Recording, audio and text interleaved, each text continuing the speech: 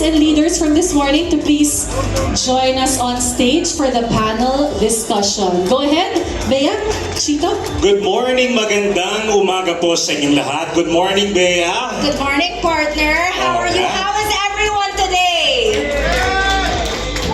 Ang There are gagaling ng more of speakers you. natin, di ba? Let's give ourselves a big, big round of applause.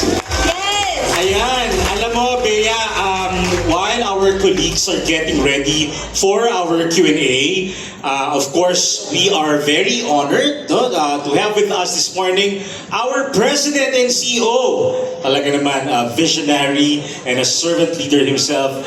Palakpakan po natin, Mr. Carl Cruz. Sir, magandang umaga. Thank you for joining us today. And Bea, we actually would like to call on stage Sir Carl for a few words. Yeah.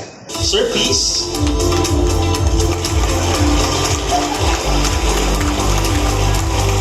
Thank you, Chico. All right. Okay, let's stay here. All right. I'm between you and the Q&A.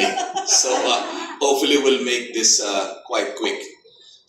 So first of all, thank you for being with us here today. This is a big event for all of us at Globe. I'd also like to thank the people who are joining us virtually. If I'm not mistaken, we do have people coming in from Visayas and Mindanao. And thank you for all that you guys do for us. Thank you for patronizing our products and our services. And please do give us constant feedback, positive or otherwise, so that we can continue to uplift and really improve the service that we do give the customers and subscribers we have on the network. Give me just a few minutes because my talking points are not yet on the screen. We'll just wait a couple of minutes, but I hope this is a special place for us. We call this D1. It's very flexible in the way we actually use it. A lot of companies, I came from other companies as well. For a company to have a special place such as this one where we can really hold great events such as this one is indeed a blessing. So I hope you guys really appreciate the effort that the team has put in to mount this event in our own Globe Tower, and really wonderful. Guys, give yourselves a big round of applause. All right, let me start. I think at the start of the program, Rosh reminded us of the fundamental mission we do have at Globe, and that is to uplift Filipino lives. Now, that mission is not something we dust off once a year. It is the lens we use when we do decide where to put our capital, our resources, how we run our operations, and most importantly, how we lead our people. Every story you heard this morning, from network expansion to digital platforms and partnerships, is a different expression of that same mission. Different teams may lead different initiatives, but they all move in one direction. Our role at Globe is not just to keep the network running efficiently. Our role for all of us is to make sure that the work that we do translates into real progress in the lives of the people we serve. Today, you heard about innovations and new capabilities. These are, for all of us at Globe, important markers. They show you how serious we are in doing quality of connectivity properly. We're not just about speed, we're about reliability, being there when you need us the most. Now, still, if you remove the product names and technical terms, one question actually remains. What are we really building here at Globe? To us, the response to that particular question is crystal clear. We are building a Philippines where geography does not decide who gets access to opportunity. We are working towards a reality where a person's potential, every Filipino, is not limited by where they were born or where they actually live today. Now that vision is bigger than any of us. It is even bigger than competition. It is about our progress, inclusive and participative, and hopefully shared by all Filipinos. Now at Globe, when we say every Filipino connected, we are not talking about the usual signal bars or download speeds. At Globe, we see connectivity as the country's fifth utility in line with power, water, transport, and waste management.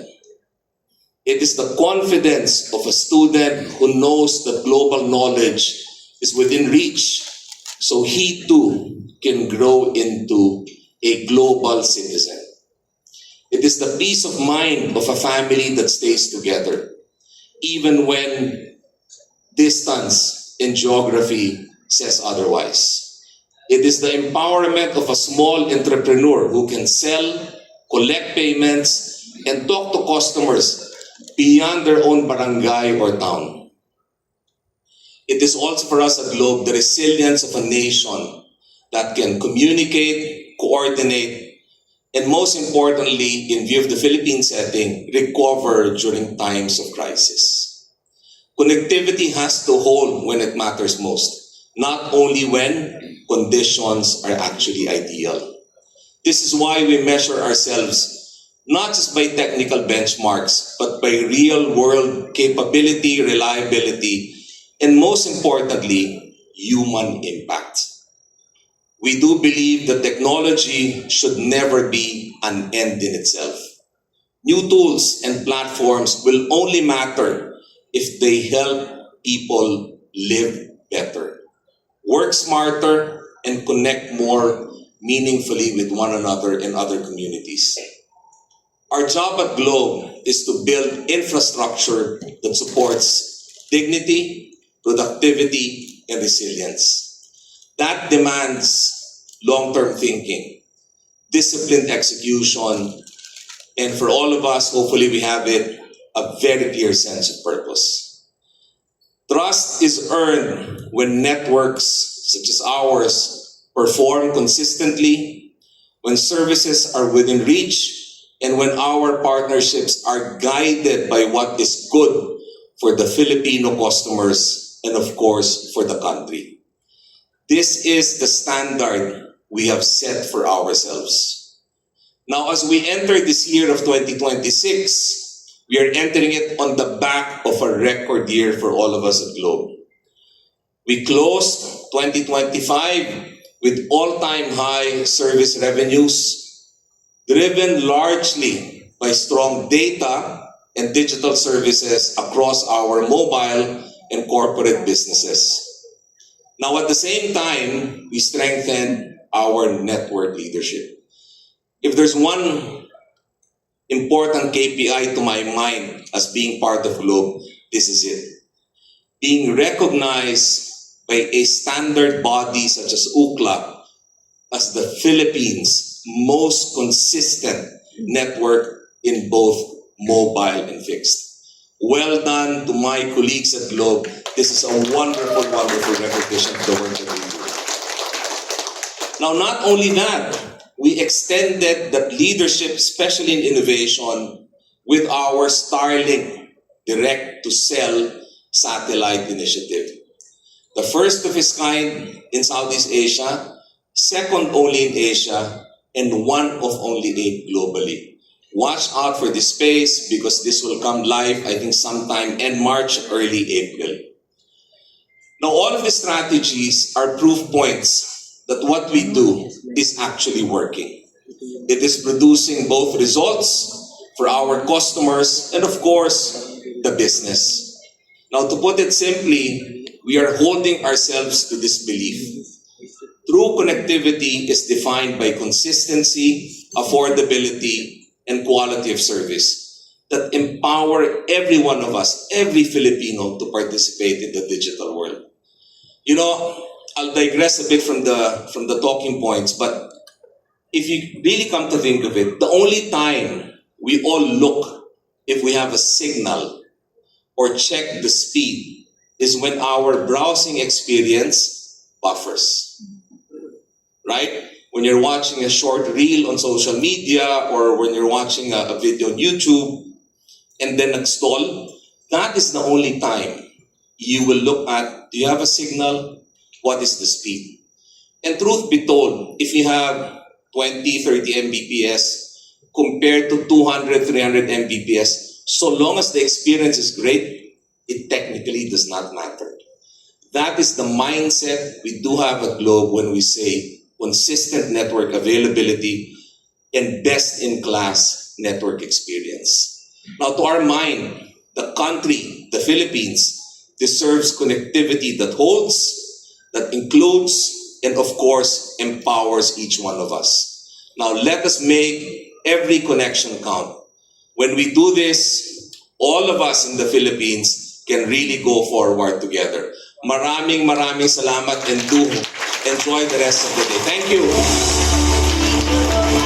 Sir Carl, i-ambush ka na konti si Sir Carl, di Oh ba? my. Because this is a celebration of our media partnerships every quarter, di ba? This is Sir, Year of the Fire Horse, Chinese New Year, what is your wish for all our media partners here today and also sa Vismin via Zoom? I think for all of us, especially our friends in the media, to really contribute to nation building. I think as media practitioners, you all have a role to play in making sure that we are, and the citizenry, are properly informed.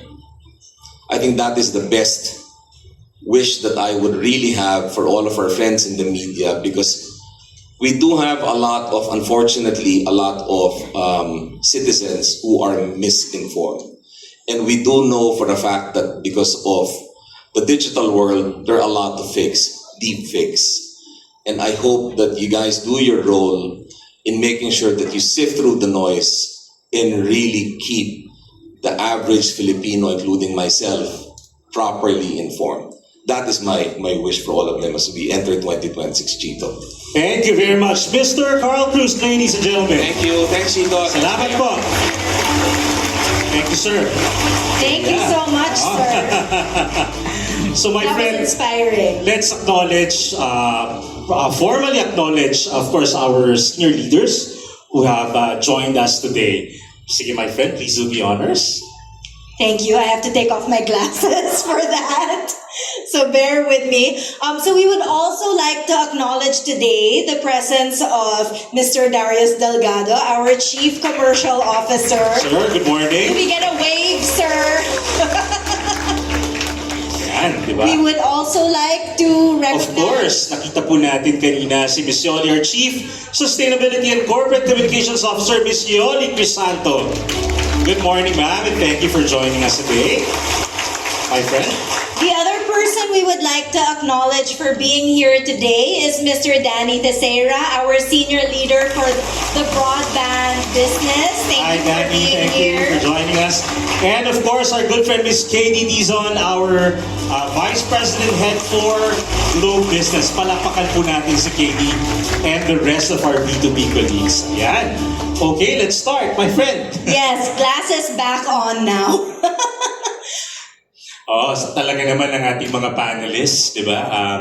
Mukhang we are ready to answer all of the questions from our media friends.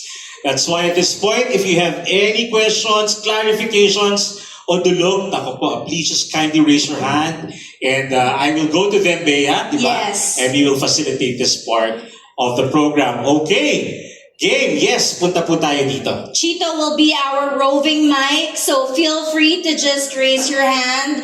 And if you would like a specific presenter to answer the question, just let us know, or we can open it up as well. Good morning, sir. Please kindly state your name and the media outfit you are representing. Ito na lang po, sir.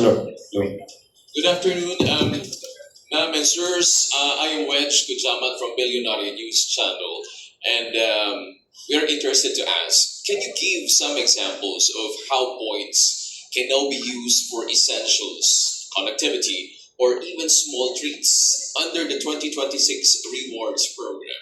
You know, our Filipino citizens are very interested in terms of these small treats because it's a big thing for them? Okay, I think Peter, would you like to take that? Sure. Thank you for that question. So when it comes to March Hubs, I think the key fundamental thing that we have prepared for our customers is intention. Intention behind what we selected as one of what the catalog place or the offers will be. For example, any kind of customer, depending on whichever segment or how many points balance you may have, meron offer na naghihintay sa inyo sa Global app during March Hubs. So it could range from as simple as a 10 peso Move It voucher and up to 100 or 300 pesos, 500 pesos na GCash voucher, which can be used to pay bills or different utilities and more. So for the thrill seekers naman, we have that, as I mentioned, the BYD, as for the chance to win ang habol. Thank you for that. Ayan, thank you. And thank you very much, Sir Reg from Billionaire. Ayan po. Boses pa lang, ang yaman-yaman na po talaga. Thank you, sir. Diba? Oo. Okay. Yes, sir. Good morning. Hello, good morning. I'm Dexter from Manila Bulletin. I think it was discussed earlier, but I just want to reiterate, like what makes built-in broadband, different from, traditional fiber installations. And I have another question, because it was mentioned earlier that the Starlink, completed its first pilot, if I'm not mistaken. Can you share more details? Abby, do you want to start with the broadband question, then we go to Eric? Thank you for that one, Dexter. So the built-in broadband is something truly exciting, di ba? Ito yung pag nag-move in ka, we have partnered kasi with premier property developers.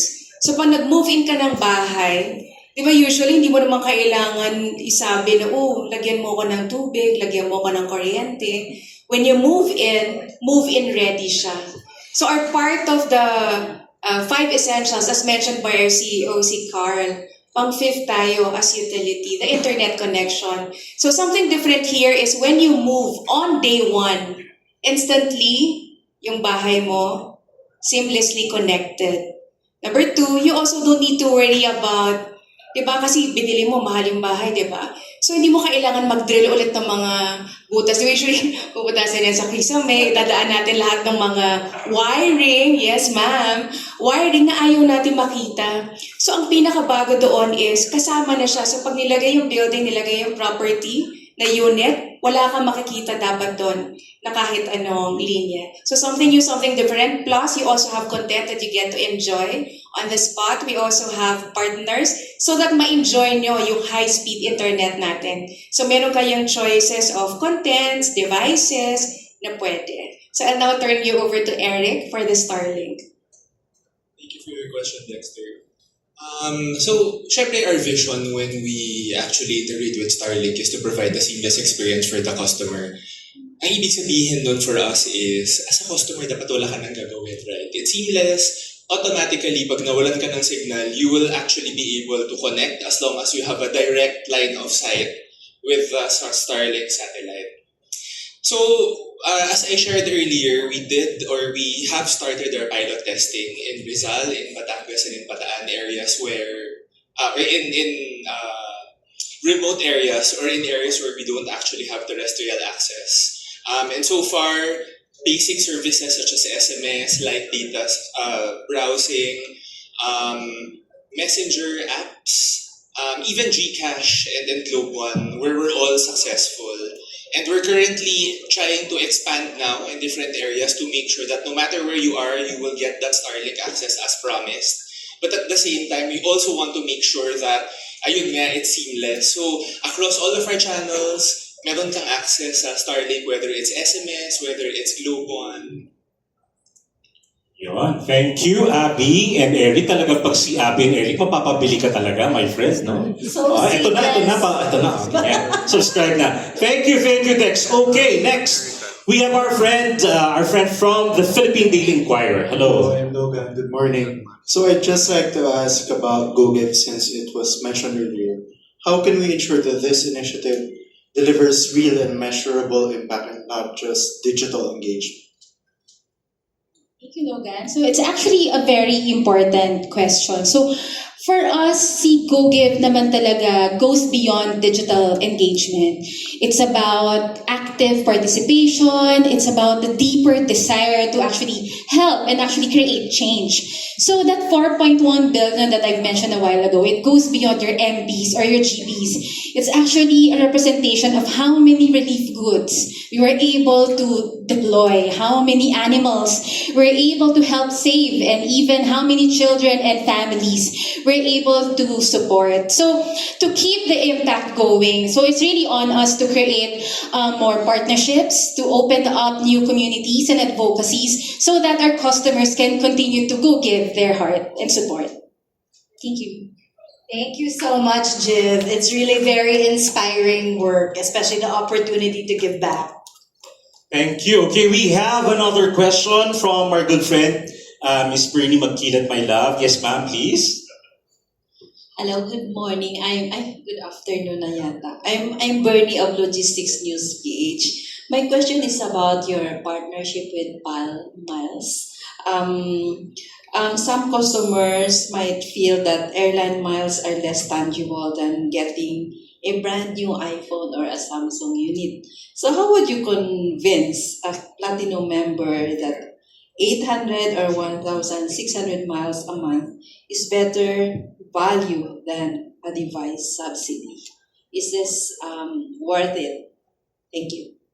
Good morning, Ms. Pearlie, and thank you for that question. I think at the core of what we do at Globe Platinum is really always focusing on how we can serve our customers better. So with this new plan, it's really an expansion of the power to choose for our customers. So you now have three ways. You either choose to get the flagship devices. Some might find value in connectivity and flexibility, but this time, I think the value lies in terms of having the ability to create memories.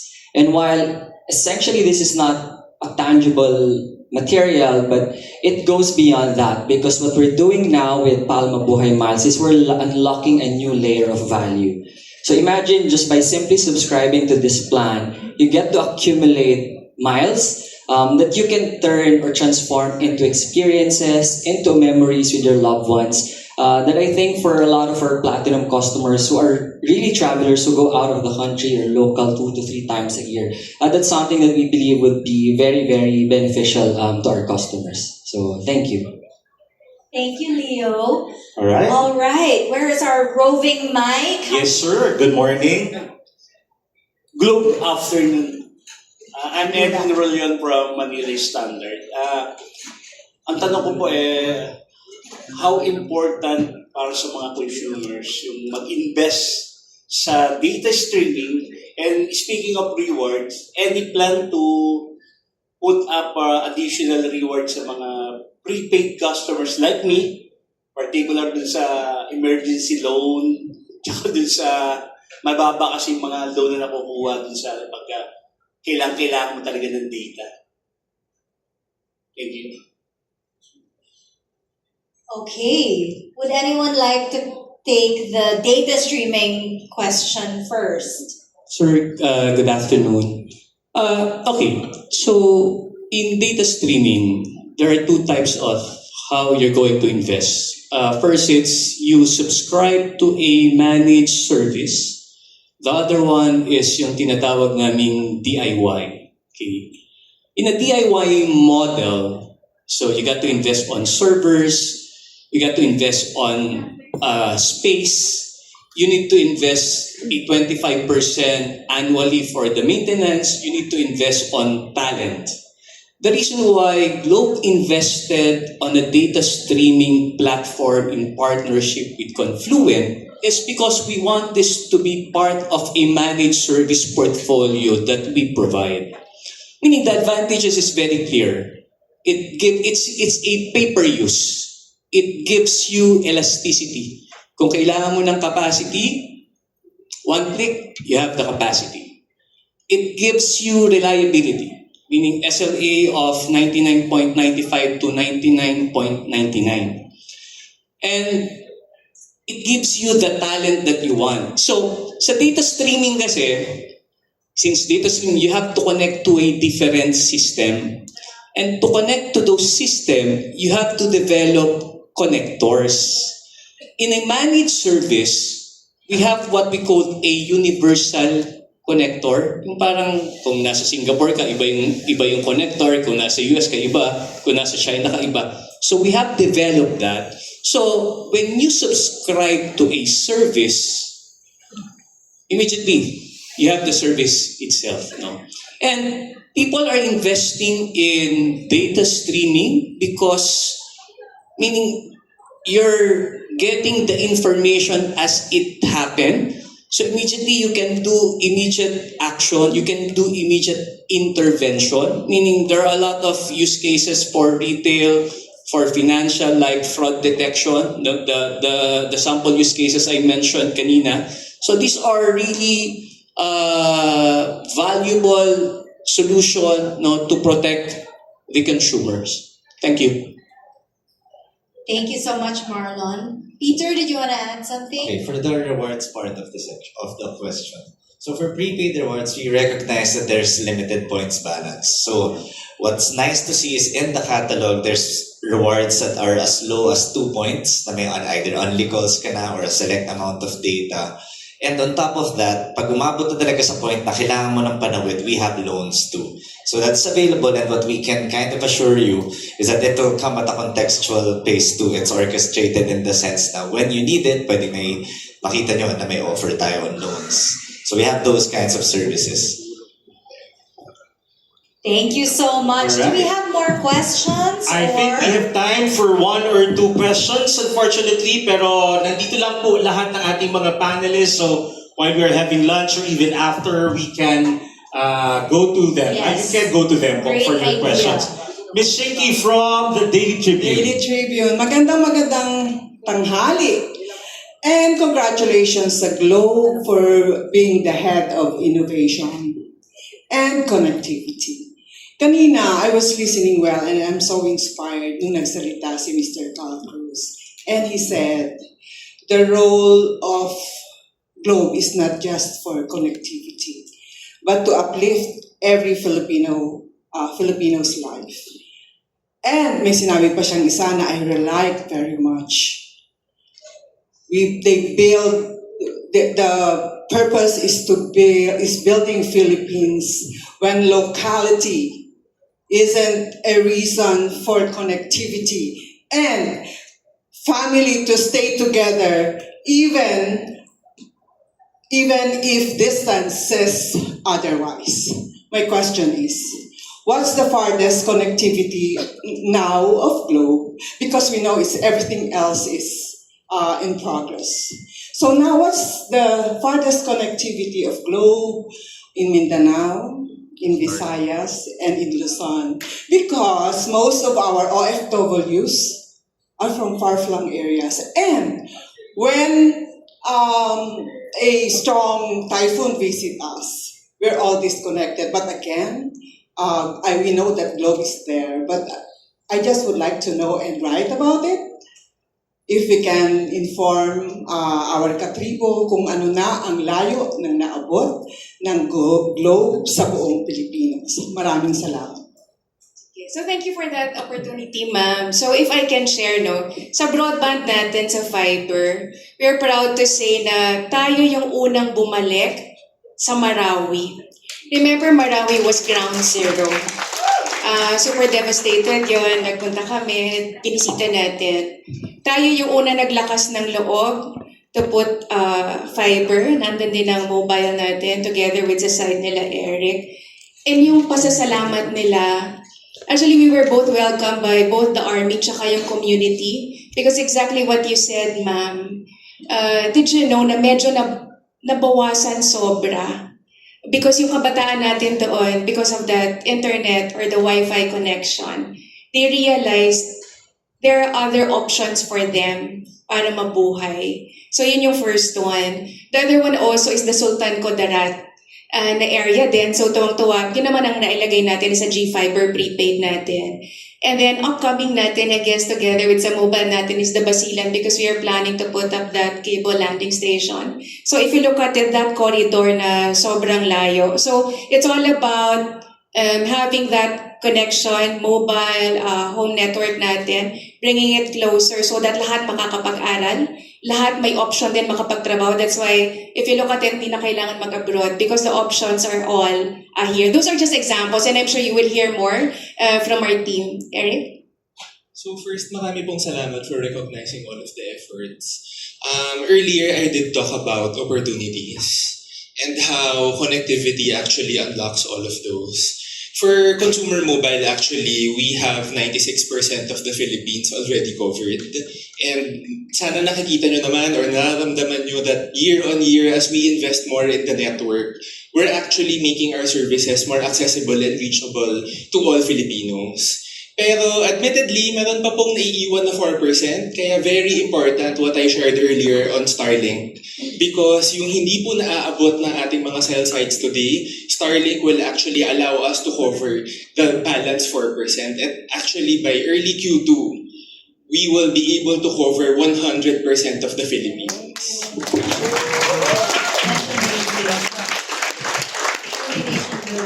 Thank you so much, Abby and Eric. I believe we have time for one last question. Pasensya na po, no? Talagang marami tayong questions from our media partners and friends. Jessica from Manila Bulletin. Thank you, Jessica. Hi, good afternoon po. I'm from Lifestyle Section. Kanina po na-tap yung initiative